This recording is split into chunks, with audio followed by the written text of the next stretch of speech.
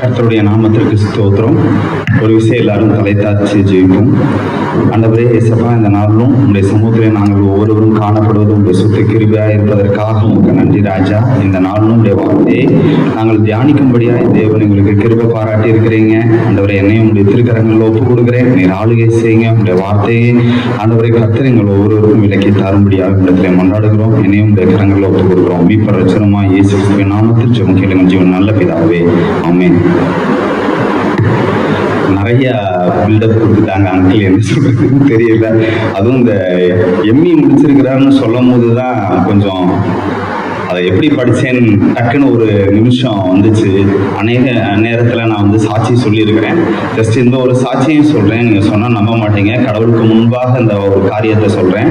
ஒரு 4-5 வருஷத்துக்கு முன்னால் வரைக்கும் தூக்கத்தில் நான் அடிக்கடி எந்திரிப்பேன். திடீர்னு ரொம்ப ரேரு எந்திரிப்பேன். எப்படின்னா, ஐயோ இன்னும் அரியர் இருக்கே அப்படின்னு நினச்சி எந்திரிப்பேன். நிஜ வாழ்க்கை கனவாகவும், கனவு வாழ்க்கை நிஜமாகவும் இருக்கும். ஏன்னா தேவன் என்னை அதிகமாக என்னை உருவாக்குனது அந்த படிக்கிற காரியங்கள்ல தான். எல்லாமே அரியர் வச்சு தான் கிளியர் பண்ணேன். ஒண்ணு கூட இதா இல்லை. பட் வெளியில பார்க்கும்போது ஒரு டிகிரின்றது இருக்குது. பட் அந்த டிகிரியை காட்டிலும் தேவன் எனக்கு அதை ஒரு ஆதாரமா வச்சுதான் என்னை உருவாக்குனார். அதே மாதிரி அங்கிள் சொன்ன மாதிரி இந்த சபையில ஒரு 2007-8 அந்த காலத்துல தான் நான் சேர்ந்தேன். அன்னையிலிருந்து ஒவ்வொருத்தவங்க கிட்டையும், எல்லாருமே நிறைய சீனியர்ஸ் இருக்கிறாங்க, ஒவ்வொருத்தவங்க கிட்டையும் சில காரியங்களை கற்றுக்கொண்டு அதை ஏற்றுக்கொண்டு தான் இந்த இடத்துல ஒரு சாட்சியை நிற்க முடியுதுன்றத நான் உங்க ஒவ்வொருவருக்கும் தெரிவிக்கிறேன். அதே மாதிரி நம்மளை அறியாம எல்லாருமே எப்பயுமே ஒரு விஷயம் தெரிஞ்சுக்கோங்க. நம்ம எப்படி வாழ்றோன்றத யாராவது ஒருத்தர் பார்த்துக்கிட்டே இருப்பாங்க. நான் என்னை வச்சு நான் அவங்க எல்லாரையும் சொல்றேன். ஒவ்வொருத்தவங்களும் நான் பேர் சொல்ல விரும்பல. ஆன்டியா இருக்கட்டும், அங்கிளா இருக்கட்டும், ஒவ்வொருத்தவங்க கிட்டையும் இந்த கேரக்டர் நல்லா இருக்குதுன்னு கற்றுக்கிட்டு அதை நான் ஃபாலோ பண்ணேன். அது இன்னும் சில காரியங்களை நான் ஃபாலோ பண்ணிக்கிட்டு தான் இருக்கிறேன். அதனால ஒவ்வொருவரும் தொடர்ந்து ஆண்டவருடைய பிள்ளையாய் அவருடைய கேரக்டர்ஸ் நமக்குள்ள வரும்படியாய் நம்ம அர்ப்பணித்து வாழ வேண்டும். இந்த நாளிலும் உங்களோடு கூட பேசும்படியாய் எடுத்துக்கொண்ட வார்த்தை உபாகமம் 18-13.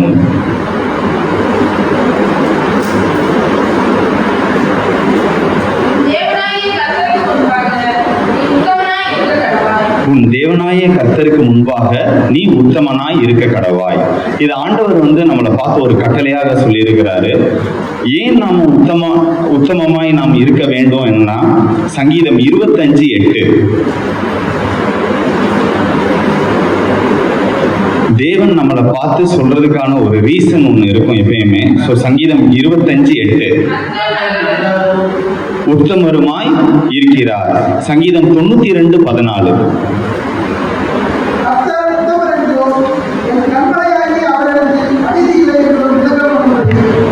இந்த ஒரு 2 வசனத்தை நான் இதற்கு ஆண்டவருடைய ஒப்பனைக்காக அதை சொல்றேன். என்ன அப்படின்னா, இந்த உத்தமமா இருக்க வேண்டியது ஆண்டவருடைய பிள்ளையினுடைய அழைப்பு. ஏன் நம்ம உத்தமமா இருக்கணும்னா, தேவனுடைய one of the identity Uthamar.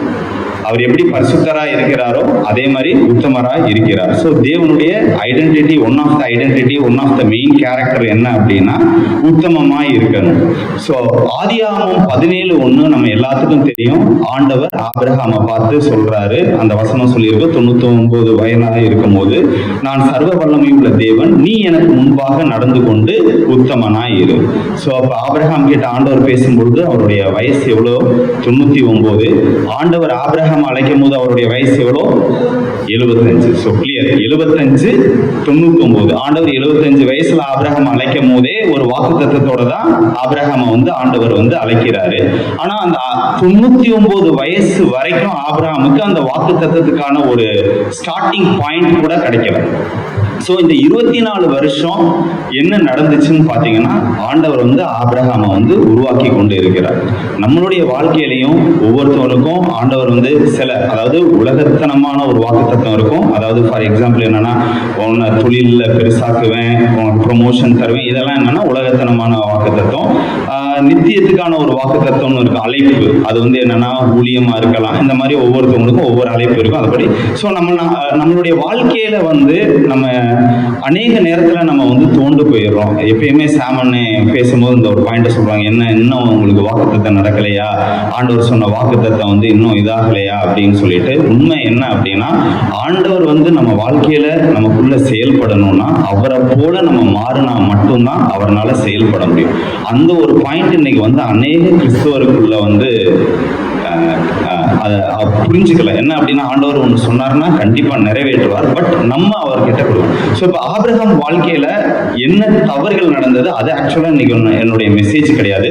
Just நம்ம பார்த்துட்டு போறதுக்காக ஒரு இது என்ன அப்படின்னா, ஆண்டவர் வந்து இப்ப ஆபிரகாமை பார்த்து என்ன சொல்றாருன்னா 12வது அதிகாரத்தில் அழைக்கும் போது, நீ எல்லாத்தையும் விட்டு விட்டு வரணும்பா அப்படின்னு சொல்றாரு. உன் இனத்தை, உன் ஜாதியை எல்லாத்தையும் விட்டுட்டு நீ வா அப்படின்னு சொல்லும் போது, ஆண்டவர் அங்க யாரை கூட்டிட்டு வந்துடுறாரு? யார் அவரோடு கூட கூட்டிட்டு வந்துடுறாரு? லோத்துவையும் கூட்டிட்டு வந்துடுறாரு. அப்ப லோத்துவை அவர் கூட்டிட்டு வரும்போது, லோத்து நிமித்தமா என்ன பிரச்சனை வருதுன்னா, தேவனுக்கு பிரியம் இல்லாத அருவருப்பான சன்னதி மோவாபியரும் அம்மோனியரும் அங்க இருந்து வராங்க. அடுத்து ஆபிரகாம் ஆண்டவர் பார்த்து என்ன சொல்றாருன்னா, நீ வந்து கானான் தேசத்துல போப்பா அப்படின்னு சொல்றாரு. 12வது அதிகாரம் 5வது வசனம் 6வது வசனத்திலே ஆபிரகாம் வந்து கானானுக்கு வந்துருவாரு, கானான் தேசத்துல வந்து. ஆனா அதுக்கப்புறம் அவர் சொல்லப்பட்டிருக்கோம், நீங்க பாத்தீங்க அப்படின்னா 9, 10வது வசனத்துல இருக்க கொஞ்சம் சற்று தள்ளி போய் கூடாரம் போட்டான். அடுத்து அங்கனுக்குள்ள வறட்சி வந்துருச்சு. அதனால அவர் எங்க போறாரு? எகிப்துக்கு போறாரு. சோ இப்ப இந்த இடத்துல என்ன நடக்குதுன்னா, ஆண்டவர் வந்து ஆபிரகாம கானான் தேசத்துல இருக்கும்படியாக தான் சொல்றாரு. இவர் என்ன பண்றாரு அப்படின்னா, தெரியாம எகிப்துக்கு போயிடுறாரு. பஞ்சம் வருது ஒரு இடத்துக்கு போகும்போது, அங்க இருந்து எகிப்து நல்லது அப்படின்னு சொல்லிட்டு எகிப்துக்கு போயிடுறாரு. சரி, இப்ப எகிப்துக்கு போனனால என்ன பிரச்சனை அப்படின்னா, அவரோட மனைவியை வந்து பார்வோன் ராஜா தூக்கிட்டு போயிடுறாரு. அந்த இடத்துல என்ன நடக்குது அப்படின்னா, சாராயின் நிமித்தம், நீங்க படிச்சீங்கன்னா நோட் பண்றதுன்னா நோட் பண்ணிக்கோங்க, படிச்சது நிமித்தம் 12வது அதிகாரம் 16வது வசனத்துல என்ன சொல்லப்பட்டிருக்கோம்னா, மனைவியின் நிமித்தம், சாராயின் நிமித்தம் அவருக்கு வந்து நிறைய பரிசு பொருட்கள், அடிமைகள் எல்லாத்தையும் அவர் வந்து கொடுப்பாரு அப்படின்னு சொல்லிட்டு. ஓகே, இப்ப 2வது என்ன தப்பு பண்றாரு? சொன்ன இடத்தை விட்டுட்டு போயிடுறாரு. அப்ப 3வதாக பார்க்கப்படுறது என்ன அப்படின்னா, 16வது அதிகாரத்துல வந்து என்ன பண்றாங்கன்னா, சாரை அவருடைய மனைவி வந்து ஆபிரகாமுக்கு வந்து ஒரு ஆலோசனை கொடுக்குறாங்க. என்ன அப்படின்னா, எனக்கு வயசாகி போச்சு, இனி எனக்கு குழந்தை பிறக்காதுன்னு நான் நினைக்கிறேன், நீ என்னுடைய அடிமை பெண்ணாகிய, அந்த அடிமை பெண் எங்க இருந்து வராங்க அப்படின்னா, இவங்க எகிப்து தேசத்துக்கு போயிருக்காங்கல்ல, அங்க கொடுக்கப்பட்ட அந்த அடிமை பெண் தான் இங்க யாரா வரா? ஆகாரா வராங்க. அப்ப அவர் ஒரு தப்பான, தேவன் சொல்லாத ஒரு இடத்துக்கு போகும்போது அங்க அவருக்கு என்ன வரும்? நம்மள அறியாமே நம்மளோட ஏதாவது ஒண்ணு துத்திக்கிட்டு வந்துருக்கு. சோ அப்ப என்ன அப்படின்னா, இப்ப சாராய் சொல்ற பேச்சை கேட்டு 16 2வது வசனத்துல இருக்கும் என்ன அப்படின்னா, சாராயின் வார்த்தைக்கு ஆபிரகாம் செவி கொடுத்தான் அப்படின்னு சொல்லிட்டு, சாராயின் வார்த்தைக்கு என்ன பண்றாரு? ஆபிரகாம் வந்து செவி கொடுக்கிறார். இப்ப யாருடைய ஆலோசனையை கேட்கிறாரு? மனைவியினுடைய ஆலோசனையை கேட்கிறாரு. அதுக்குன்னு மனைவியினுடைய ஆலோசனையை கேட்க கூடாதுன்னு சொல்லல, ஆண்டவருக்கும் ஆபிரகாமுக்கும் இருக்கிற ரிலேஷன்ஷிப் அவங்களுக்கு என்னன்றது தெரியும். ஆனா அந்த இடத்துல அவர் என்ன பண்ணிடுறாருன்னா, மனைவியினுடைய பேச்சை கேட்டு ஆகார வந்து அவர் என்ன பண்ணிடுறாரு? ஆகார நிமித்தமா ஒரு பிள்ளையை பெற்றுறாரு. அது இஸ்மவேல். ரீசெண்டா ஞானக்கண்ணையா சொன்னாங்க, உங்களுக்கு ஞாபகம் இருக்குமான்னு தெரியல, ஆபிரகாம் பண்ண ஒரு தவறு இன்னைக்கும் உலகத்துல பல பிரச்சனைக்கு காரணமாக இருக்கிறது. சரி, இப்ப இந்த 3 காரியம், அதாவது என்ன அப்படின்னா, தவறான இடம், தேவன் சொல்லாத இடத்துக்கு ஒரு நாளும் நம்ம ஊழியத்துக்கோ எந்த ஒரு காரியத்திற்கோ நம்ம போயிடக்கூடாது, தங்குறதோ. நம்ம வந்து சாதாரணமா நினைக்கிறோம், எந்த ஒரு விஷயத்தையும் ஆண்டவர்கிட்ட கேட்டு, இடம் வந்து ரொம்ப முக்கியம். அதே மாதிரி யாரோடு கூட நம்ம பயணிக்கணும், நம்ம வாழ்க்கையில ஃப்ரெண்டா இருக்கலாம், பார்ட்னரா இருக்கலாம், யாரோடு கூட பயணிக்கணும்ன்றத ஆண்டவர்கிட்ட கேட்கணும். ஏன்னா இது எதுவுமே அவ்வளவு ஈஸி. ஏன்னா அது நிமித்தமாய் வர மனக்கசப்பு வந்து இருக்காது. இப்ப வந்து இஸ்மவேல் வந்து ஆபிரகாம் வந்து இஸ்மவேலை பெற்றெடுத்திருப்பாடு. ஒரு கட்டத்துல வந்து ஆண்டவரே சொல்றாரு, நீ அவங்கள வந்து அனுப்பி விட்டுரு அப்படின்னு சொல்லிட்டு. அப்ப கூட இஸ்மவேல் உனக்கு முன்பாக பிழைப்பானாக. அப்பாவுக்கு அந்த சரீரம், இன்னைக்கும் நம்மளுடைய பிள்ளைங்களை குறித்து நம்ம எவ்வளவு அன்பா இருக்கிறோம்ன்றது தெரியும். ஸோ அப்ப ஆபிரகாமுக்கு வந்து அது கண்டிப்பா அந்த பிரிவுங்கிறது ஒரு மனக்கசப்பா தான் இருந்திருக்கும். ஆனா என்ன அப்படின்னா, அது வந்து ஆண்டவருடைய ஆலோசனை இல்லாமல் உலகத்தனமான ஒரு ஆலோசனையினால் எடுத்த முடிவின் நிமித்தமாய் அந்த பிரிவை வந்து அவர் சந்திக்க வேண்டிய ஒரு இதா இருக்கிறது. இப்ப நீங்க பாத்தீங்க அப்படின்னா, இப்ப இஸ்மவேல் பெற்றாச்சு. இஸ்மவேல் பிறக்கும் போது ஆபிரகாமுக்கு 86 வயசு. அதுதான் 16வது அதிகாரத்துடைய முடிவா இருக்கும். 17வது அதிகாரம் ஆரம்பிக்கும் போது ஆபிரகாமுக்கு 99 வயசு. அப்ப பாத்தீங்கன்னா ஆபிரகாமுக்கும் ஆண்டவருக்கும் ஒரு ரிலேஷன்ஷிப் வந்து கிட்டத்தட்ட ஒரு 13 வருஷம் ஒரு கேப் ஆயிருது, அவன் பண்ற ஒரு தப்பின் நிமித்தமா. சோ அதனால இப்ப ஆண்டவர் வந்து ஆபிரகாம் கிட்ட என்ன பேசுறாரு அப்படின்னா, நீ எனக்கு முன்பாக உத்தமனா இரு. ஏன் உத்தமனா இருக்கணும்னா, நான் தேவன். நம்ம யார பவுல் சொல்ற மாதிரி நம்ம நம்பி இருக்கிற தேவன் இன்னார் என்று நாம் அறிந்திருக்கிறோம். சோ அவர் எப்படி இருக்கிறாரோ நாமளும் அப்படி இருக்கும்படியாக தான் நாம வந்து அழைக்கப்பட்டிருக்கிறோம். இப்பொழுதும் இன்னைக்கான நான் பேச வேண்டிய ஒரு டாபிக் உள்ள நான் போறேன். என்ன அப்படின்னா, எந்தெந்த குணத்துல வந்தெல்லாம் தேவனுடைய பிள்ளைகள் ஒரு சில பேர், நிறைய பேர் இருக்கிறாங்க, ஒரு சில பேர் வந்து உத்தமமாய் இருந்தார்கள் என்றதை நம்ம பார்ப்போம். என்னாகமும் 13வது அதிகாரம். அதுல உங்க எல்லாத்துக்கும் தெரிஞ்சதுதான் என்னன்னா, மோசே வந்து ஒவ்வொரு கோத்திரத்துக்கும் ஒவ்வொருத்தவரை எடுத்து அந்த கானான் தேசத்தை போய் வேவு பார்க்கறதுக்காக அனுப்புறாரு. அதுல 13:31வது வசனத்தை வாசிங்களேன்.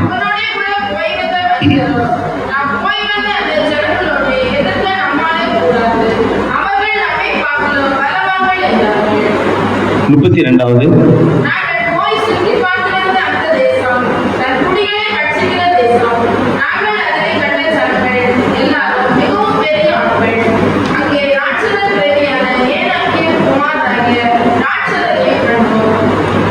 அப்ப அதுல கடைசியா என்ன சொல்லப்பட்டிருக்கும் அப்படின்னா, தேசத்தை குறித்து துர்ச்செய்தி பரப்ப செய்தார்கள். ஆக்சுவலா என்ன அப்படின்னா, 12 பேர் போறாங்க, 10 பேர் பார்த்துட்டு வந்து இப்படி சொல்றாங்க, மீதி 2 பேர் எதுவும் இப்ப சொல்ல. அந்த 10 பேர் சொன்னது உண்மையா பொய்யா? உண்மைதான். அந்த 10 பேர் சொன்னது வந்து என்னது? உண்மைதான். சரிங்களா? அடுத்த அந்த 2 பேர் என்ன அப்படின்னா, 14வது வசனம், 14வது அதிகாரம் 8-9ல யோசுவாவும் காலேபும் என்ன சொல்றாங்க அப்படின்னா, அதையும் ஒரு வாசிங்களேன்.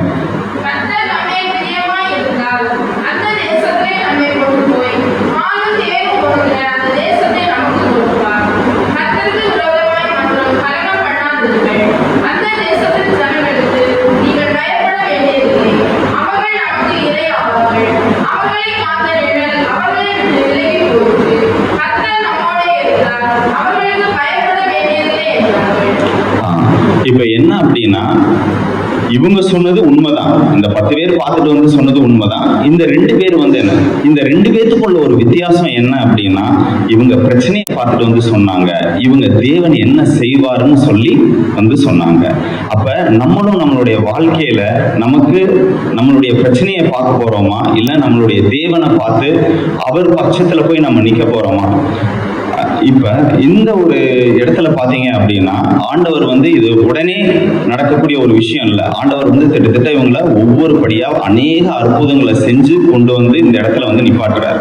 அப்ப அவங்களுக்கு வந்து ரியலைஸ் பண்ண முடியல. என்ன ரியலைஸ் பண்ண முடியலன்னா, அவங்களுக்குள்ள இருக்கிற இருதயம் ஒரு நன்றி இல்லாத இருதயமாக இருக்கிறது. என்னன்னா, ஆண்டவர் வந்து இவ்வளவு அற்புதங்களை செஞ்சாரு, அந்த அற்புதங்களை கம்பேர் பண்ணும் போது இது ஒண்ணுமே இல்லை. ஆண்டவர் கண்டிப்பா அவர் வாக்கு கொடுத்திருக்கிறார், அதை நமக்கு செய்வார்ன்ற ஒரு நம்பிக்கை அவங்க கிட்ட இல்லை.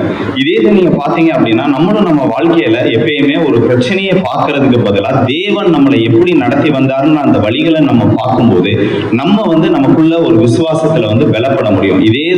இதே சினாரியோ எங்க நடக்குது அப்படின்னா, தாவீது கோலியாத், அந்த எல்லாருக்குமே அந்த சம்பவம் எல்லாத்துக்கும் தெரியும். அந்த பக்கம் எல்லாம் ஒரு படம் இருக்குது, கோலியாத் முன்னால நிக்கிறாப்புல, இந்த பக்கம் இஸ்ரவேல் படம் நிக்குது, தாவீது மட்டும் போறான். கண்டிப்பான முறையில யாருமே தாவீதுக்கு சப்போர்ட் பண்ணி பேசியிருக்க மாட்டாங்க, எல்லாருமே கேலி பண்ணி தான் இருப்பாங்க. ஆனா அவன் என்ன பார்த்ததாக வேதம் சொல்கிறது அப்படின்னா, தேவன் அவன் பட்சத்துல இருக்கிறத பார்த்தார். சோ இந்த காலேபு கிட்ட இருந்து நம்ம கத்துக்கிட்ட வேண்டிய ஒரு முக்கியமான இது என்ன அப்படின்னா, தேவனை பின்பற்றுவதில் வந்து நம்ம உத்தமமா இருக்க வேண்டும். உத்தமம்னா ஃபர்ஸ்ட் என்னன்னு தெரியுமா? இல்ல, ஏன்னா அது தெரிஞ்சாதான் இருக்கு. உத்தமம்னா என்ன, உண்மைனா என்ன, உத்தமம்னா என்ன?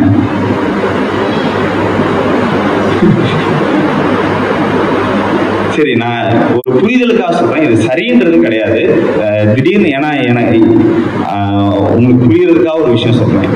நான் வாரம் சர்ச்சுக்கு வரேன் அப்படின்னா, இது எக்ஸாக்ட் மீனிங் கிடையாது, பட் யூ ட்ரை, நீங்க அண்டர்ஸ்டாண்ட் பண்ணிக்கோங்க. நான் வாரம் சர்ச்சுக்கு வர்றதுங்கிறது உண்மை, கரெக்டான டயத்துக்கு வரணுங்கிறது உத்தமம்.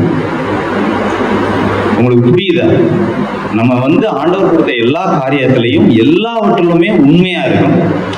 கரெக்டா வந்து நம்மளுடைய காரியங்கள் எல்லாத்தையும் செய்து முடிக்கிறோமா அப்படிங்கிறது வந்து உத்தமம். அதாவது என்ன அப்படின்னா, உண்மையில வந்து நீங்க காம்ப்ரமைஸ் பண்ணிக்கலாம்.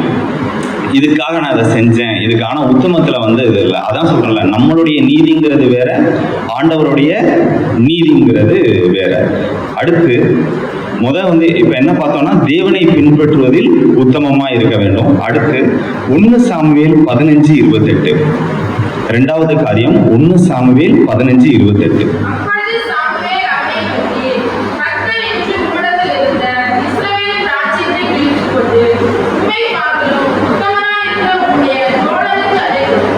ஒன்னு சாமுவேல் 29:6.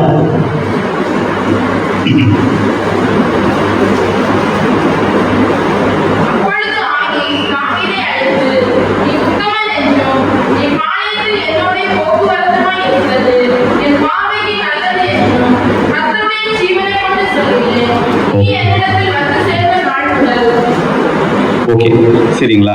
ரெண்டாவது என்ன ஒரு விஷயம் அப்படின்னா, தேவனுடைய பார்வையில வந்து உத்தமமாய் வாழ வேண்டும். நேற்று ஒருத்தவங்க கிட்ட பேசும்போது எனக்கு ஒரு நல்ல ஒரு உதாரணம் சொன்னாங்க. என்ன அப்படின்னா, இப்ப இருக்கிற யங்ஸ்டர்ஸ் கிடையாது, ஒரு 15 வருஷத்துக்கு முன்னால எல்லாரும் என்ன சொல்லுவாங்கன்னா, நம்ம வந்து படிச்சு முடிச்சிருப்பாடு போய் எல்லாருமே எம்ப்ளாய்மெண்ட் ஆஃபீஸ்ல வந்து பதியணும் அப்படின்னு சொல்லுவாங்க. இப்ப இருக்கிற ஜென்ரேஷன் பண்றீங்களான்னு தெரியல. ஸோ அப்ப என்ன அப்படின்னா, எதற்காகனா அப்ப எல்லாருமே சொல்லுவோம், அது என்ன பதிஞ்சா வேலையா கொடுக்க போறாங்க அப்படின்னு ஒண்ணு என்ன சொல்லுவாங்க, இல்ல எப்ப வேக்கன்சி இருக்குதோ அப்ப அவங்க வந்து கொடுப்பாங்க அப்படின்னு சொல்லிட்டு.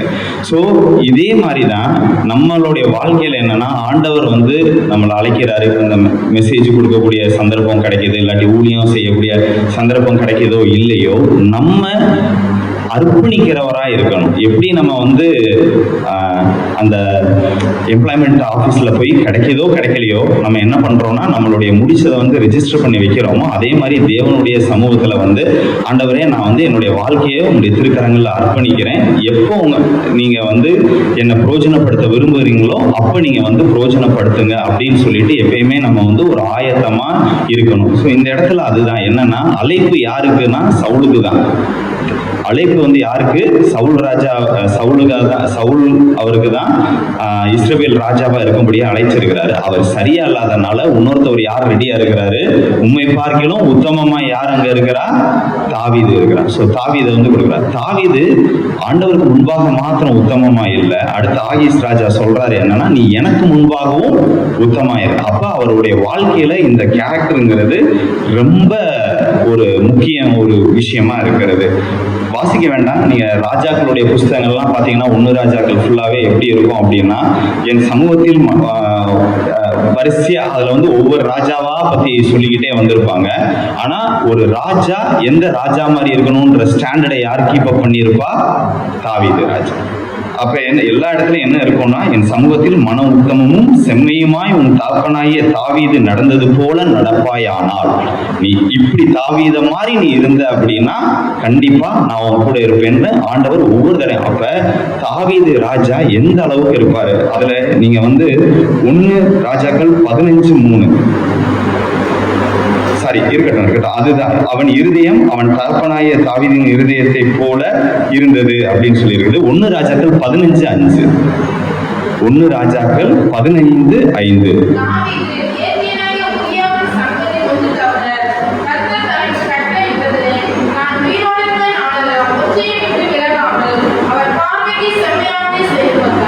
தாவீது பாத்தீங்க அப்படின்னா, ஆண்டவர் சொல்றாரு நிறைய காரியங்கள்ல வந்து தவறு இருக்கும். அதாவது இந்த இலக்கம் பாக்குறதுல ஆண்டவர் போச்சு அவரை தண்டிப்பார், அதெல்லாம் பிரச்சனை இல்லை. பட் ஆண்டவர் வந்து மனம் கசக்கிற அளவுக்கு செஞ்ச ஒரு காரியம் என்னன்னா, உரியாவினுடைய மனைவியை வந்து அவர் எடுத்துக்கிட்டது. அதை தவிர வேற எந்த ஒரு தப்பும் பண்ணல அப்படின்றத சொல்றாரு. ஸோ இதையும் அந்த உரியா இடத்துல அவர் தப்பு பண்றதுக்கு ஒரு காரணம் என்னன்னா, அவர் வந்து போர்க்களத்துல போக வேண்டியது, ஆனா அவர் என்ன பண்ணியிருப்பாரு? அரண்மனையில இருப்பார். அதனாலதான் நான் சொல்றேன், நம்ம ஒவ்வொரு நேரமும் எந்த இடத்துல எங்க இருக்கணுமோ அந்த இடத்துல இருக்க வேண்டியது நமக்கு வந்து முக்கிய அவசியமாக இருக்கிறது. இப்ப இந்த தாவீது வந்து இந்த அளவுக்கு அந்த உத்தம குணம் அவர்கிட்ட காணப்பட்டனாலதான் ஆண்டவர் வந்து சொல்றாரு, உன்னுடைய சந்நிதியில எப்பயுமே நிலையான சிங்காசனத்துல ஒரு ராஜா இருப்பாரு அப்படின்னு சொல்லிட்டு. ஆபிரகாம் இடத்துலயுமே நீங்க பாத்தீங்கன்னா அந்த வாக்குத்தத்தம் ஆண்டவர் சொன்னனாலதான் இந்த 2 ராஜாக்கள் இருப்பாங்க. யாரு அப்படின்னா ஃபர்ஸ்ட் வந்து பார்வோன் ராஜா மனைவியை தூக்கிட்டு போயிடுவாரு. அடுத்து கேராவின் ராஜா அபிமெலேக்கு நினைக்கிறேன், அவரும் தூக்கிட்டு போயிடுவார் மனைவியை. அந்த இடத்துல ஆபிரகாம் வேலையே செய்ய மாட்டார், ஒண்ணுமே செய்ய மாட்டார். அவர் பாட்டு தூக்கிட்டு போயிட்டு விட்டுருப்பாரு. மற்ற இடத்துலயாவது போய் ஏதாவது சண்டை போடணும்னு இருந்திருப்பார், லோத்துக்கும் எதுவும் பண்ணலாம். ஆனா யாரு வந்து ஒவ்வொரு தடையும் காப்பாத்தி காப்பாத்தி கூட்டிட்டு வருவானா? தேவன். ஏன்னா தேவனுடைய வாக்குத்தத்தம் யார் இடத்துல இருக்குது? ஆபிரகாம் இடத்துலயும் சாராய் இடத்துலயும் இருக்குது. இந்த அபிமெலேக்கு இடத்துல எல்லாம் ஒரு இடத்துல எனக்கு இப்ப திடீர்னு ஞாபகம் வந்தனால சொல்றேன். அபிமெலேக்கு இடத்துல வந்து என்ன பண்ணுவாருன்னா, ஆண்டவர் வந்து அவனை வந்து நீ இந்த ஸ்திரீ நிமித்தம் வந்து சாவாய் அப்படின்னு சொல்லிருப்பார். உடனே அவர் வந்து சொல்லுவாரு, ஆண்டவரே உமக்கு முன்பாக நான் மன உத்தமமால இருந்தேன், அவன் வந்து சகோதரின்னு சொன்னா இந்த பெண்ணும் சாராயுமே சகோதரன் தான் சொன்னாங்க அப்படின்னு. அப்ப ஆண்டவர் ஒரு வார்த்தை அழகா சொல்லியிருப்பாரு, 20:6 நினைக்கிறேன். அந்த இடத்துல அவர் வந்து சொல்லியிருப்பாரு, நீ எனக்கு முன்பாக மன உத்தமமா இருந்தனால நீ இந்த பாவம் செய்யாதபடிக்கு நான் உன்னை தடுத்தேன். அப்ப அந்த உத்தமமாய் ஒரு விஷயம் செய்யும் போது தேவன் வந்து அவங்க பாவம் செய்யறத கூட அவர் என்ன பண்றாருன்னா ஒரு வாய்ப்பை கொடுத்து தடுக்கிறாரு. அந்த இடத்துல அவன் வந்து அந்த தண்டனைக்கு உட்படாதபடிக்கு ஆண்டவர் வந்து தடுக்கிறதா இருக்கிறாரு. அடுத்து பாத்தீங்க அப்படின்னா நிறைய ராஜாக்கள், இந்த ராஜாக்களின் புஸ்தகத்துடைய இதெல்லாம் பாத்தீங்க அப்படின்னா சில ராஜாக்கள் வந்து ஸ்டார்டிங் நல்லா இருக்கும். சவுலுடைய ஸ்டார்டிங்கே பாத்தீங்க அப்படின்னா நல்லா இருக்கும். அதே மாதிரி ஆசான்ற ஒரு ராஜா இருப்பாரு, அவருடைய ஸ்டார்டிங் நல்லா இருக்கும்.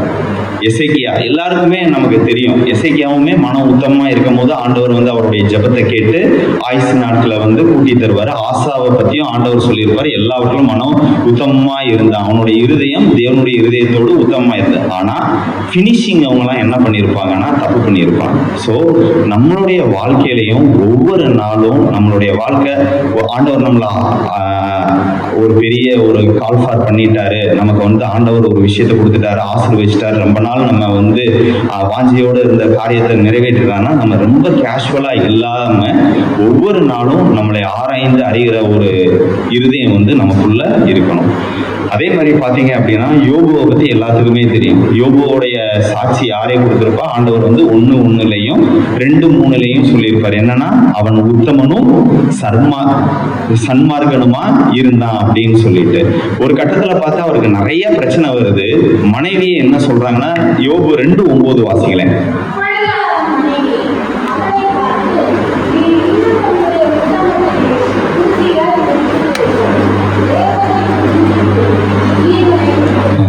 யோபுவோட நான் எப்பயுமே மெசேஜில் வந்து எப்பயுமே சொல்லுவேன், யோபுவோட பேரண்டிங் வந்து நமக்கு கண்டிப்பான முறையில் வேணும். நம்மளோட பிள்ளைகளை குறித்து அவ்வளோ அவர் வந்து ரொம்ப ஒரு ஜாக்கிரதையா இருப்பாரு. ஸோ இப்போ என்ன பண்றாருன்னா யோபுவோட வாழ்க்கை வந்து அவருடைய மனைவி ஃப்ரெண்ட்ஸ்க்கு எல்லாத்துக்குமே தெரியும். இப்போ அவருக்கு வர பிரச்சனை, அவங்களுக்கு பிரச்சனை இல்லை, யாருக்கு? மனைவிக்கோ ஃப்ரெண்ட்ஸுக்கோ யாருக்கும் பிரச்சனை இல்லை. பிரச்சனை யாருக்கு தான்? யோபுவுக்கு. ஆனாலும் அவருடைய வாழ்க்கை அந்த அளவுக்கு சாட்சியா இருந்த நிமித்தம் மனைவியை என்ன சொல்றாங்க அப்படின்னா, நீ வந்து இப்படி உத்தமத்தை நீ ஃபாலோ பண்ணி என்ன பிரயோஜனம் அப்படின்னு சொல்லிட்டு. யோபு 27:5 அவர் சொல்லியிருப்பாரு, என் ஆவி பிரியும் மட்டும் என் உத்தமத்தை என்னை விட்டு விலக்கேன். அதே யோபு 31:6 சொல்லியிருக்குது, சுமத்திரையான தராசிலே தேவன் என்னை நிறுத்தி என் உத்தமத்தை அறிவாராக. ஸோ யோபு ஒரு உத்தம குணத்தோடு இருந்தனாலதான் அவர் இழந்ததை எல்லாத்தையும் ஆண்டவர் அவருக்கு என்ன பண்றாரு?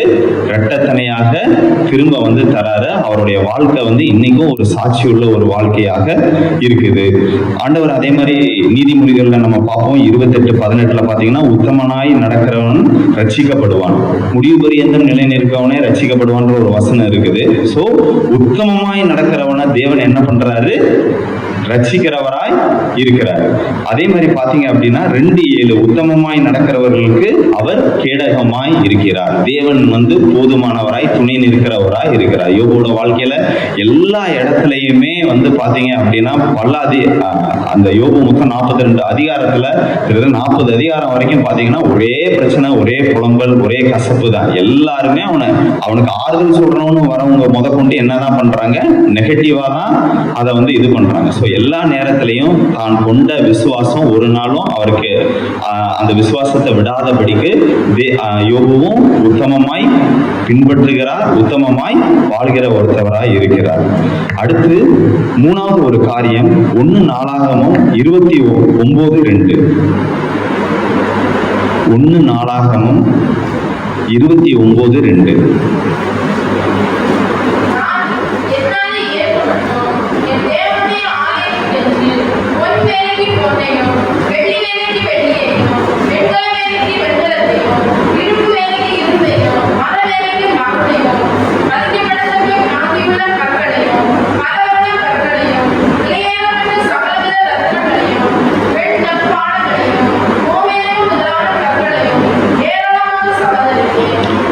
மூணாவது வசனத்துல என்ன இருக்கும்னா, இன்னும் என் தேவனுடைய ஆலயத்தின் மேல் நான் வைத்திருக்கிற வாஞ்சையினால் அவருடைய இதயம். ஃபர்ஸ்ட் வந்து அவர் என்ன பண்றாருன்னா, போற இடத்துல எல்லாம் போய் அதாவது ஆண்டவருக்காக எடுத்துட்டு வந்து விற்கிறாரு. அது போக அவர் சம்பாதிச்ச, அது என்ன சொல்லியிருக்காருன்னா, இன்னும் என் தேவனுடைய ஆலயத்தின் மேல் நான் வைத்திருக்கிற வாஞ்சையினால் என்னுடையவைகள் எனக்காக சேர்த்து வச்சதையும் நான் என்ன பண்றேன், தாவீது சொல்றாரு, நான் ஆண்டவருக்காக கொடுக்கிறேன் அப்படின்னு சொல்லிட்டு.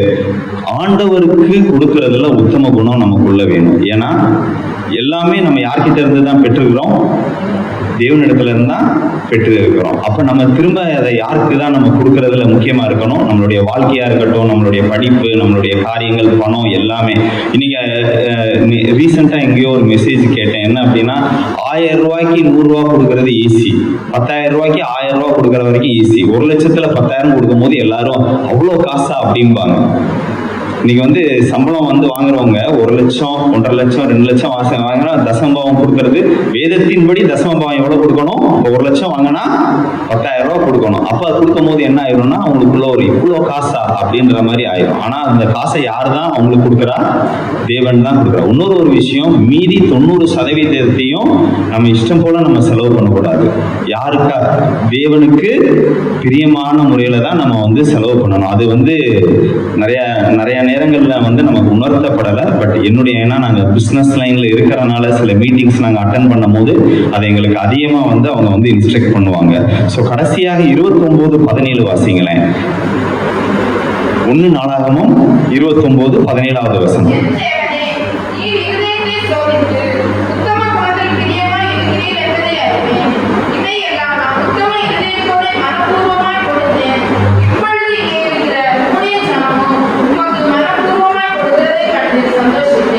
யோசிச்சு பாருங்களேன், தாவீது மட்டும் அங்க வந்து உத்தமமா கொடுக்கல.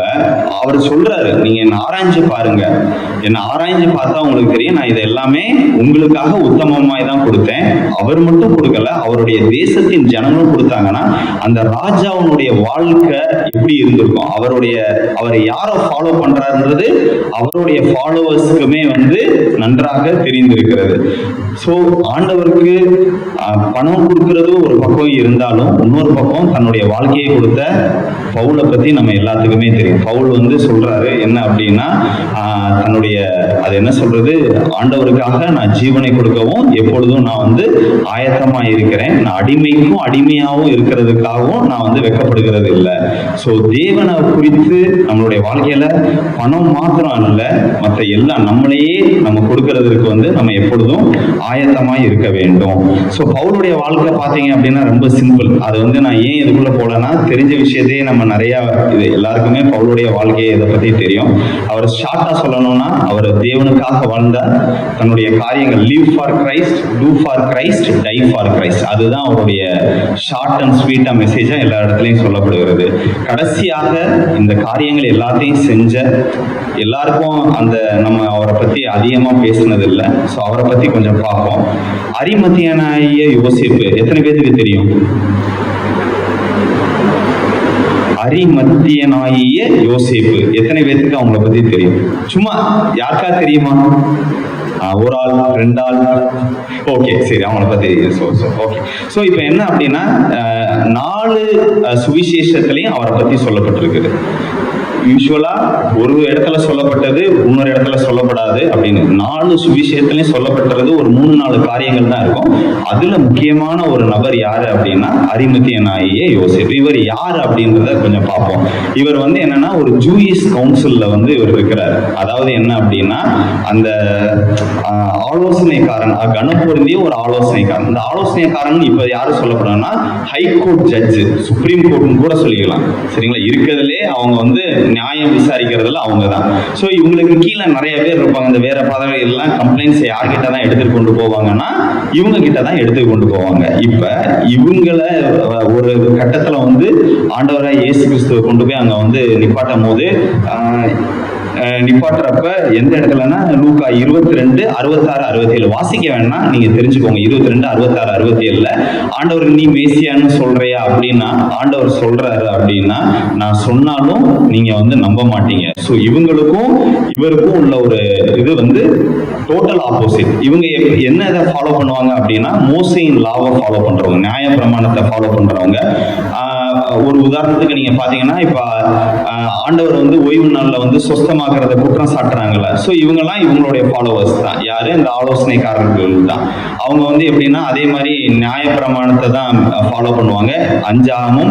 அதே மாதிரி மெஸ்ஸியான்றவரை வந்து ஜீசஸ் கிரைஸ்ட் தான் மேசியா, ஜீசஸ் கிரைஸ்ட் தான் வந்து தேவனுடைய குமாரன் சொல்லி இவங்க யாரும் எதையுமே நம்ப மாட்டாங்க. இதுதான் இவங்களுடைய பேக்ரவுண்ட். ஸோ டோட்டலா இவங்க வந்து அப்ப இதுல ஒரு ஆள் யாருன்னா இந்த கணம் புரிஞ்சிய ஆலோசனைக்காரனா யாரு இருக்கிறா அப்படின்னா அரிமத்தியனாகிய யோசேப்பு. லூக்கா 23:50-53. லூக்கா 23:50.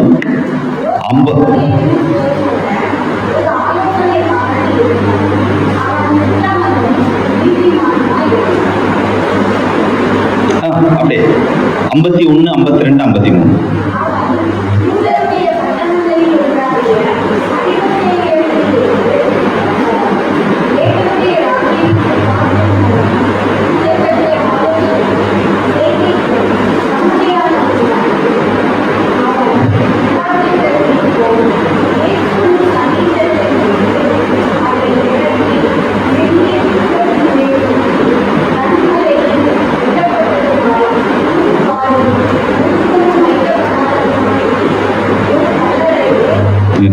ஸோ இப்போ இந்த யோசேப்பினுடைய ரோல் என்ன அப்படின்னு பார்த்தா ஆண்டவரை கொண்டு போய் அடக்கம் பண்றது தான் இவருடைய ரோல். சரிங்களா? ஸோ இதோடைய கொஞ்சம் இதை வந்து நம்ம இமேஜின் பண்ணி பார்ப்போமே. இப்போ என்ன அப்படின்னா ஒவ்வொரு சுவிசேஷத்திலையும் இப்போ லூக்கா 23:50-53, அதே மாதிரி மத்தேயு 27, மார்க் 15, யோவான் 19, இந்த எல்லா இடத்துலையும் வந்து இவரை பத்தி சொல்லியிருப்பாங்க. ஒவ்வொருத்தவங்களும் சொல்லும் போது ஒரு ஆட் ஆன் பாயிண்ட்டை சேர்த்திருப்பாங்க. அதாவது என்ன அப்படின்னா இப்ப யோவான் வந்து எப்படி எழுதியிருப்பாரு அப்படின்னா யூதருக்கு பயந்ததினால் இயேசுவுக்கு அந்தரங்க சீஷனுமாகிய யோசேப்பு அப்படின்னு போட்டிருப்பாரு. மார்க் என்ன போட்டிருப்பாருன்னா கணம் பொருந்திய ஆலோசனைக்காரன், தேவனுடைய ராஜ்யம் வர காத்திருக்கிறவனும், பிளாத்துவினிடத்தில் துணிந்து போய் அப்படின்னு சொல்லி இருக்குது. ஸோ இப்போ என்ன அதே மாதிரி மத்தேயு என்ன போட்டிருப்பாருன்னா ஐஸ்வர்யவானாயிருந்த யோசேப்பு. அப்ப அவருடைய சோசியல் ஸ்டேட்டஸ் ஹை. சோசியல் ஸ்டேட்டஸ்னா அதான் ஜட்ஜ். மொத்தமே அந்த கவுன்சில்ல எத்தனை பேர் தான் இருப்பாங்கன்னா 70 பேர் தான் இருப்பாங்க. அதாவது நம்ம 4ஆம் புஸ்தகத்துல மோசே வந்து மூப்பர்களை எழுப்புவார்ல, அந்த இதை அவங்க ஃபாலோ பண்ணுவாங்க. 70 பேர் தான் மொத்தமே அந்த கவுன்சில் இருப்பாங்க. அப்ப யோசிச்சு பாருங்க, அந்த ஊர்லயே 70 பேர்த்துல ஒரு ஆளா யார் இருந்திருக்கிறா? இவங்க வந்து அகெயின்ஸ்ட், அதாவது ஆண்டவரை வந்து டைரக்டா எதிர்க்கக்கூடிய மெம்பர்ஸ் இவங்க. ஸோ இப்போ என்ன நடக்குது அப்படின்னா இப்போ வந்து இவர் வந்து ஒரு ரகசிய சீஷனா தான் இருந்திருக்கிறார். எதனால அப்படின்னா இவருக்கு வந்து அவருடைய ஸ்டேட்டஸ் எல்லாமே முக்கியமா இருக்கு. இப்போ ஆண்டவர் வந்து சிலுவையில அறையப்பட்டு இருக்கிறார். இப்போ என்ன பண்ணியிருக்கணும்? யார் அந்த இடத்துல இருந்திருக்கணும்? சீஷர்கள் வந்து என்ன பண்ணியிருக்கணும்? சீஷர்கள் கூட இருந்திருக்கணும். சீஷர்கள் எல்லாம் தெரிச்சு போயிட்டாங்க. அப்ப அந்த யோவான் மட்டும் இருந்ததா சொல்லப்பட்டிருக்குது. யோவான் வந்து ஒரு இடத்துல சொல்லப்பட்டிருக்கும், உள்ளேயே போய் வந்து அந்த என்ன நடக்குதுன்றத கேட்டுட்டு வந்து வெளியில வந்து சொல்லுவாரு. பட் அதுக்கு மேல அவரால் போக முடியல. இப்ப யார்கிட்ட தான் போய் கேட்கணும்? இவருடைய பாடியை வாங்கணும்னா பெர்மிஷன் யார்கிட்ட தான் கேட்கணும்? பிளாத்துவின் இடத்துல தான் வந்து கேட்கணும். ஆனா பிளாத்து இடத்துல போய் கேட்டா அவ்வளவுதான். ஏன்னா என்ன இதுக்கு முதல் நடந்ததுன்னா பேதுருவே ஏன் பின்மாறி போறாரு அப்படின்னா இவர் கூட இருந்தவரை சொல்லுங்க போது நான் இல்லை அப்படின்னு சொல்லி எஸ்கேப் ஆயிடுறாரு. அப்ப யாருமே இல்லாதப்ப வெளியரங்கமா இருந்த சீஷன் எல்லாரும் இப்ப எங்க போறாங்க? ஓடி போய் ஒளிஞ்சிடுறாங்க. ஆனா ரகசியமா இருந்த சீஷன் தேவனுடைய காரியத்திற்காக தன்னை எல்லாவற்றிலும் இழக்கிறதுல வந்து முற்படுகிறார். நீ யோசிச்சு பாருங்களேன். இப்ப வந்து 70 பேர்த்துல ஒரு ஆள் வெளியில வரும்போது யாருனாலையும் அதை அக்செப்ட் பண்ணியிருக்க முடியாது. அவர் அந்த சோசியல் ஸ்டேட்டஸ்ல இருந்து எல்லாரும் அவரை வந்து இது பண்ணியிருப்பாங்க. அவ்வளவுதான், ரிஜெக்ட் பண்ணியிருப்பாங்க. திரும்ப அந்த வேலைக்கு அவர் விட்டு வந்த வேலைக்கு அவரால் போக முடியாது. அப்ப என்ன அப்படின்னா, தன்னுடைய தேவனை பின்பற்றுவதில் உத்தமமா இருக்க வேண்டும்ன்றதற்காக அவர் என்ன பண்றாருன்னா, தன்னுடைய அந்தஸ்து, தன்னுடைய டிக்னிட்டி எல்லாத்தையும் விட்டுட்டு வராது. அது போக அவர் யோவான்ல சொல்லப்பட்டிருக்கும் கல்லறை, புதிய ஒரு கல்லறை. அன்னைக்கு என்ன இதுனா, இந்த பெரியவங்களுக்கெல்லாம் ஒரு தனிப்பட்ட ஒரு கல்லறை, அதை அவங்க எல்லாருமே முதல்ல ஆயத்தம் பண்ணி வச்சிருப்பாங்க. அந்த சொந்த அந்த ஒரு பிரஸ்டீஜான ஒரு விஷயத்தை கூட அவர் என்ன பண்றாரு, யாருக்காக கொடுக்கிறாரு? ஆண்டவருக்காக கொடுக்கிறாரு. அதே மாதிரி அவர் அந்த அவருக்கு ஹெல்ப் பண்றதுக்கு யாருமே இல்லை. இயேசுவை அவர் தான் என்ன பண்றாரு, சிலுவையில இருந்து எடுத்து கல்லறை வரைக்கும் சுமந்து போறாரு. கூட ஒரே ஒரு ஆள் மட்டும் வராரு. அவர் பேர் நிக்கமோதேயோ என்னமோன்னு சொல்லி ஒரு இடத்துல வரும். அவர் என்ன பண்ணுவாருன்னா, அந்த போலம், நறுமண போலத்தை கொண்டு இவங்க 2 பேரும் தான் பண்ணி கொண்டு வரும். அப்ப தேவனை ஃபாலோ பண்றதுல எந்த அளவுக்கு அவர் உத்தமமா இருந்தோம்னா, இதை எல்லாவற்றையும் விட்டு வர்றதற்கு அவர் ஆயத்தமா இருந்திருப்பாரு. ஸோ அதற்கு அப்புறம் ஆண்டவர் உயிர் தெழுந்திருப்பாடு. இவர் என்னவா இருக்கிறாரு அப்படின்னா, இவரும் சீஷனாக மாறுறாரு. ஆமா, எல்லாத்தையும் விட்டுட்டு வந்தாச்சு. இனி கண்டிப்பா அந்த கவுன்சில்ல யாரும் இவரை ஏற்றிருக்கிறதுக்கு வாய்ப்பே இல்லை. ஏன்னா அவ்வளோ ஈஸியா யாரும் நம்பல, அப்படி கிடையாது. ஸோ இவர் தான் இந்த குறிப்புல அதாவது என்னன்னா, ரிசர்ச் பண்ணி சொல்றப்பட்ட என்னன்னா, இவர் தான் சுவிசேஷத்தை பிரிட்டன், அதாவது இன்னைக்கு இருக்கிற இங்கிலாந்துன்னு நினைக்கிறேன், ஸோ அந்த கண்ட்ரிக்கு அவர் எடுத்துட்டு போனதாக சொல்லப்பட்டிருக்கு. ஸோ இதுதான். ஸோ ஃபைனலா இந்த உத்தம குணத்தை பத்தி சொல்லணும் அப்படின்னா, சங்கீதம் 119:1 தெரியும். உத்தமமாய் வேதத்தின் படி நடக்கிற உத்தம மார்க்கத்தார் பாக்கியவான்கள். நம்ம இந்த உத்தமமாய் நடக்கணும்னா, நமக்குள்ள ஆண்டவருடைய வேர்டு ஒவ்வொரு நாளும் நம்ம மெடிடேட் பண்ணிக்கிட்டே இருக்கணும். அடுத்ததான ஒரு காரியம் 15:1-2, சங்கீதம் 15:1-2.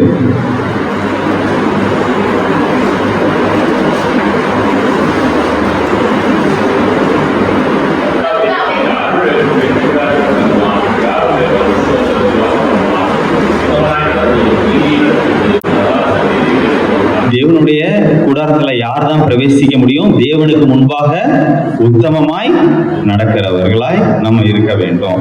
2 தீமோத்தேயு 2:15 பவுல் தீமோத்தேயை பார்த்து சொல்றாரு, உன்னை தேவனுக்கு முன்பாக உத்தமனாக நிறுத்தும்படி எப்படியா இருக்கணும்? ஜாக்கிரதையா இருக்கணும். அலர்ட், எப்பயுமே ஒரு அவேர்னஸ் இருக்கணும். இப்ப இங்கனக்குள்ள ஒரு பாம்பு இருக்குதுன்னு நான் சொன்னேன்னா நீங்க எல்லாரும் எப்படி இருப்பீங்க? சர்ச்சுக்குள்ள ஒரு பாம்பு இருக்குதுப்பா, ஆனா எங்க இருக்குதுன்னு தெரியல, பாத்துருங்கன்னா எல்லாரும் எப்படி இருப்பீங்க? காது மட்டும் இங்க கேக்குதா எனக்கு தெரியாது. எல்லாரும் எப்படி இருக்கும்? நம்ம ரொம்ப அவேர்னஸ் ஏதாவது. அந்த மாதிரிதான் சொல்றாரு, உன்னை தேவனுக்கு முன்பாக உத்தமனாய் நிற்கும்படி ஜாக்கிரதையாயிரு. யாக்கோபு 1:12 வாசிங்களேங்க.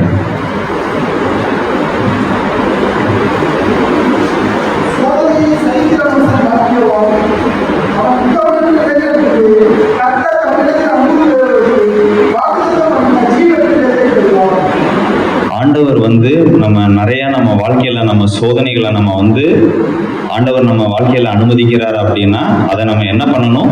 பாஸ் பண்ணணும். அதை பாஸ் பண்ணணும் அப்படின்னா, தேவனுடைய பலத்தோடு நமக்குள்ள ஒரு விசுவாசம், தேவ வசனம், இது எல்லாமே நமக்குள்ள இருக்கணும். அப்ப அந்த நம்ம இருந்திருப்பாடுதான் நம்ம உத்தமனாய் விளங்கி இருப்பாடு. தேவன் அவர் வாக்குத்தத்தம் பண்ணின உலகத்தனமான ஆசீர்வாதத்தையும் தேவன் நமக்காக தருவாரு. அவர் ஏற்படுத்தி வைத்திருக்கிற நித்திய ஜீவன், நமக்காக கொடுக்கப்பட்ட அந்த கிரீடத்தையும் தருவார். ஆமென். தலை தாழ்த்தி ஜெபிப்போம். நேசிக்கிற நல்ல ஆண்டவரே, நல்ல வேலைக்காக உண்மை நன்றியோடு சுஸ்திரிக்கிறோம் அப்பா. ஆண்டவரே, தாம் உமக்கென்று உத்தமமாய் நடக்கும்படியாய் நாங்கள் அழைக்கப்பட்டிருக்கிறோம் சாமி. கர்த்தர் இயேசு இன்னும் எங்களுக்கு கற்றுத்தாங்க. இந்த வேதத்தின் வார்த்தைகளின்படி நடக்க, உமக்கு பிரியமாய் நடக்க, உமக்கென்று இழக்க ஆண்டவரை நன்றி சாமி. முடிவு பரியந்தம் இதில் நிலை நிற்க கர்த்தர் எங்களுக்கு உதவி செய்யுங்க. ஆண்டவர் நன்றி சாட்சியாய் நடக்க கர்த்தர் அனுகிரகம் செய்யுங்களப்பா. வந்த ஒருவரையும் பேர் பேராய் ஆசீர்வதிங்க ஆண்டவரை நன்றி சாமி. இன்னும் ஆண்டவர் உமக்கு சாட்சியாய் நிற்க கர்த்தர் ஆண்டவரே தாமே வழி நடத்தும்படியாக ஜெபிக்கிறோம். சபை ஆசீர்வதிங்க, சபை பாதுகாத்துக் கொள்ளுங்க, சபையின் எல்லைகளை விஸ்தரிங்க. ஆண்டவரே நன்றி தகப்பனே, உமக்கு ஸ்தோத்திரம் அப்பா. சபைக்காக எல்லாவற்றையும் செய்த தேவன் எல்லாவற்றையும் செய்து முடிக்கும்படியாக ஜெபிக்கிறோம். சபையின் குடும்பங்களை ஆசீர்வதிங்க, வியாதி பலவீனங்களை அகற்றி ஆசீர்வதிங்க சாமி. ஆண்டவர் அற்புத சுகத்தை ஒவ்வொருவருக்கும் தந்து நடத்துங்க, பலவீனங்களை நீக்கி பலன் தந்து நடத்துங்க சாமி. கையின் பிரயாசங்களை ஆசீர்வதிங்க, தேவைகளை எல்லாம் கத்த சந்திங்க. ஆண்டவரை நன்றி தகப்பனே, உமக்கு ஸ்தோத்திரம். பிள்ளைகளின் சமாதானம் பெரிதா இருக்க உதவி செய்யுங்க சாமி. பிள்ளைகள் ஏற்ற வேளையிலே ரட்சிக்கப்பட, ஆண்டவரை அறிகிற அறிவினால் நிரப்பப்பட கர்த்தர் உதவி செய்யுங்க. ஆண்டவரை விசேஷமாய் படித்தவர்களுக்கு மேல் படிப்பை கர்த்தர் தாங்க, படிப்பை முடித்தவர்களுக்கு நல்ல ஒரு வேலை காரியத்தை கர்த்தர் தந்து நடத்துங்க சாமி. அன்று வேலையில இருக்கிற பிள்ளைகளுக்கு வாழ்வை செட்டில் பண்ணுங்க சாமி. நன்றி. சபையிலே கால் வைத்த ஒவ்வொருவரும் உமக்கு உத்தமமாய் நடக்க கர்த்தர் உதவி செய்யுங்க. ஆண்டவரை உத்தமமாய் அடங்கி நடப்போம் என்றால் ஏற்ற வேளையிலே எங்களை உயர்த்துகிறவனாய் இருக்கிறீங்க கர்த்தர். அப்படியே செய்ய தொடர்ந்து ஆண்டவரே திருதாமே இந்த காரியங்கள் எல்லாவற்றையும் பொறுப்படுத்திக் கொள்ளுங்க. உம்முடைய கரத்திலே பரிபூர்ணமாய் வந்த ஒவ்வொருவரையும் ஒப்பு கொடுக்கிறோம். பாதுகாத்து பராமரித்து ஆசீர்வதித்து மகிழ பண்ணும்படியாய் இயேசுவின் நாமத்திலே ஜெபிக்கிறோம் நல்ல பிதாவே, ஆமென். என் ஆத்மாவே கர்த்தரை சோஸ்தரி, என் முழு உள்ளமே அவருடைய பரிசுத்த நாமத்தை சோஸ்தரி. என் ஆத்மாவே கர்த்தரை சோஸ்தரி, கர்த்தர் செய்த சகல உபகாரங்களையும் மறவாதே, ஆமென். நம்முடைய கர்த்தராகிய இயேசு கிறிஸ்துவின் கிருபையும் பிதாவாகிய தேவனுடைய அன்பும் பரிசுத்த ஆவியின் அன்பின் ஐக்கியம் சந்தோஷம் சமாதானமும் நம்ம அனைவரோடு கூட இன்றும் என்று சுதா காலம் உண்டாயிருப்பதாக, ஆமென். அல்லேலூயா, அல்லேலூயா, அல்லேலூயா.